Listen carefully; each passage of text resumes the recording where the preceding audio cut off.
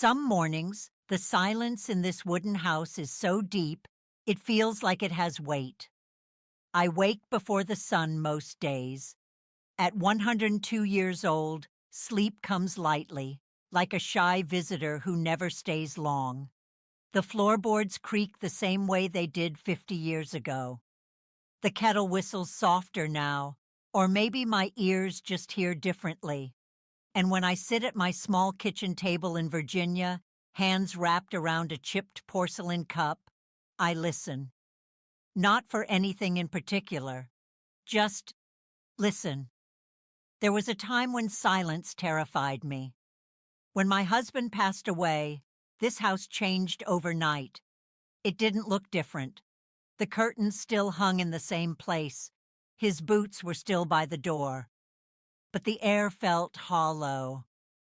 I remember sitting in that same kitchen chair, staring at the empty seat across from me, thinking, this is what the rest of my life will sound like.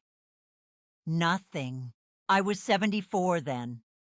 I thought loneliness was something that happened to other people. People who didn't build strong families. People who didn't love deeply. But I had loved deeply. I had raised children. I had laughed loudly. I had hosted Thanksgiving dinners so full the walls seemed to hum with noise. And yet, there I was, alone. The first year after he died, I kept the television on constantly. Even if I wasn't watching it, I just needed voices, proof that the world was still moving. I'd fall asleep in my armchair with the news murmuring in the background. I didn't want to hear the quiet, because in the quiet, I heard everything. I heard the way I used to snap at him for leaving crumbs on the counter.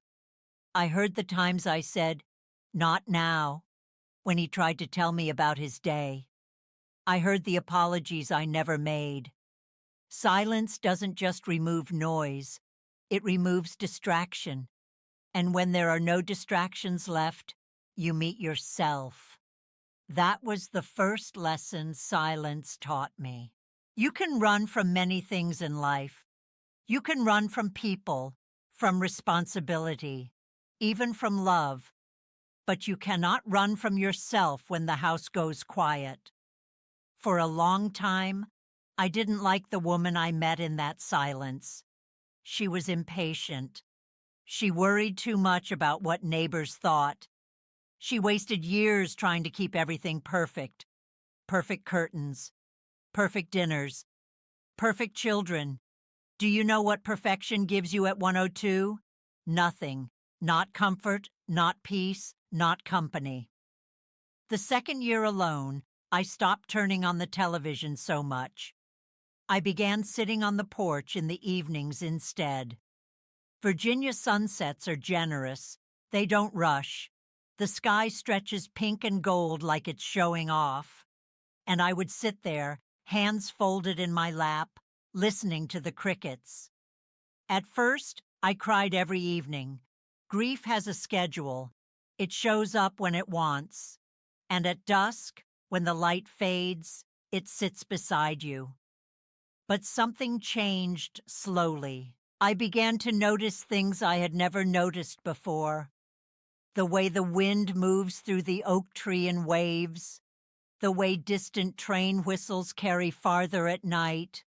The way my own breathing sounds steady when I stop fighting it. Silence stopped feeling like punishment. It started feeling like space. Space to remember him without guilt. Space to forgive myself for small mistakes. Space to think about who I was becoming, not who I had been. You see, when you live as long as I have, you realize something uncomfortable. Most of your life is noise. Noise of ambition. Noise of proving yourself. Noise of arguments that don't matter. Noise of rushing. I used to rush everywhere, even in my own home.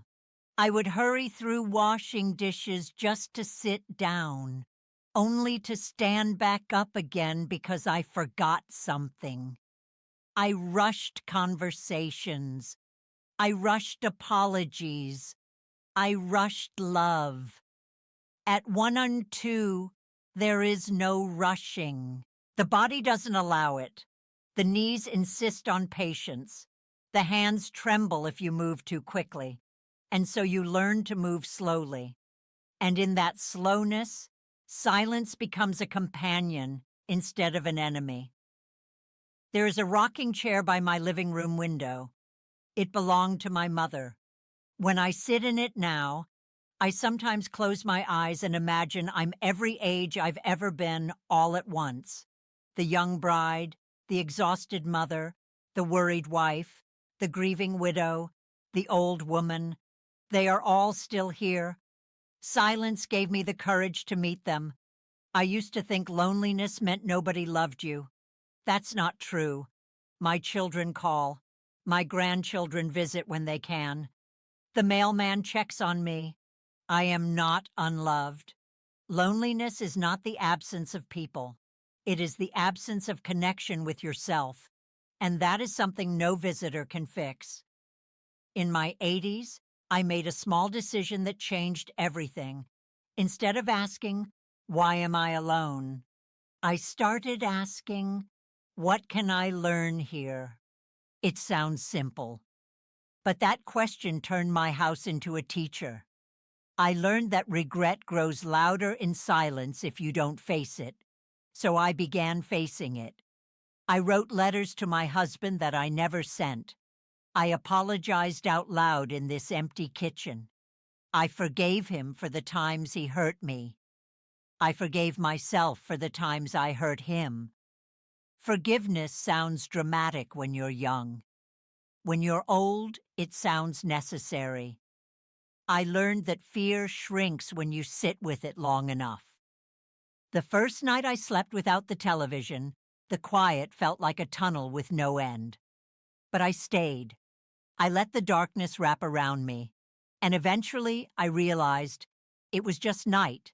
Not danger, not doom, just night. We imagine worst-case scenarios when we are afraid of stillness. But stillness is not your enemy. Distraction is. If you are always distracted, you never understand what truly matters. And what truly matters is rarely loud. It is the way someone squeezes your hand. It is the smell of bread in the oven. It is a simple, "I'm proud of you." It is a sunset you almost missed because you were checking the clock. When my friends began passing away in my 90s, the silence grew deeper again. Fewer phone calls, fewer holiday cards, entire lifetimes reduced to memories in my mind. There was a winter when I thought, maybe it would be easier if I weren't here anymore. I'm not ashamed to admit that. When you outlive almost everyone, survival feels heavy. But then one morning, snow had covered my porch overnight. Everything was white and untouched. I opened the door slowly, careful with my steps, and the cold air filled my lungs so sharply it almost hurt. And I felt alive. Not young, not strong, but alive. Silence allowed me to notice that feeling. If the house had been full of noise, I might have missed it. People are afraid of aging because they think it takes things away. And it does. It takes speed, it takes strength, it takes friends, it takes roles you once held tightly, but it gives something too. It gives clarity. Clarity about what was important and what never was. I used to worry about how I looked. Now, when I catch my reflection, I see a map. Every wrinkle is a story I survived. Every spot on my hands is time I was given. Silence taught me to respect that map. When you are young, you think life is about addition, adding achievements, adding possessions, adding people. But in the end, life becomes subtraction. And when enough has been subtracted, what remains is the truth. Who are you when no one is watching? Who are you when no one needs you? Who are you when the house is quiet? That is the person you must learn to love. Because one day you will sit in your own version of this wooden house, whether it is big or small, modern or old, and you will hear the same silence. If you have spent your life running from yourself, that silence will feel unbearable. If you have spent your life getting to know yourself, that silence will feel like home. I am 102 years old, and I am not afraid of quiet anymore. In fact, I cherish it. Every creak in this house is familiar. Every shadow on the wall at sunset feels like an old friend. I light a small lamp in the evening and read slowly, tracing each word with patience. Sometimes I speak out loud just to hear my voice, and sometimes I sit without speaking at all.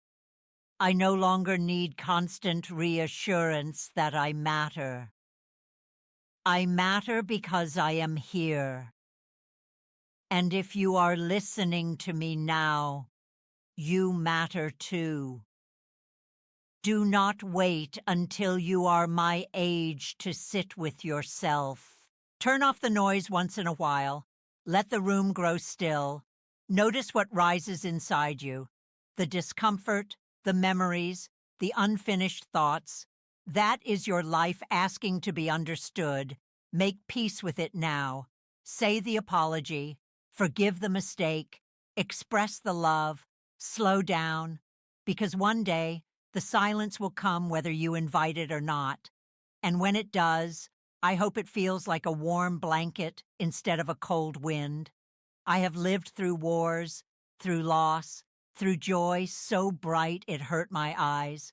I have buried people I thought I could not live without. And yet, here I am, still breathing, still listening, still learning. At 102, I can tell you this. The most important conversation you will ever have is the one you have with yourself when no one else is around.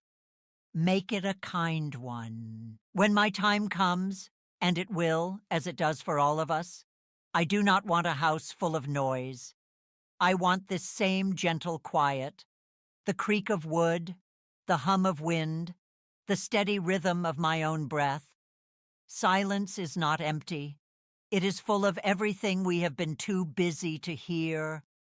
And after everyone left, after the dinners ended, after the phone stopped ringing as often, after the chairs across from me stayed empty, silence stayed, and it became my greatest teacher.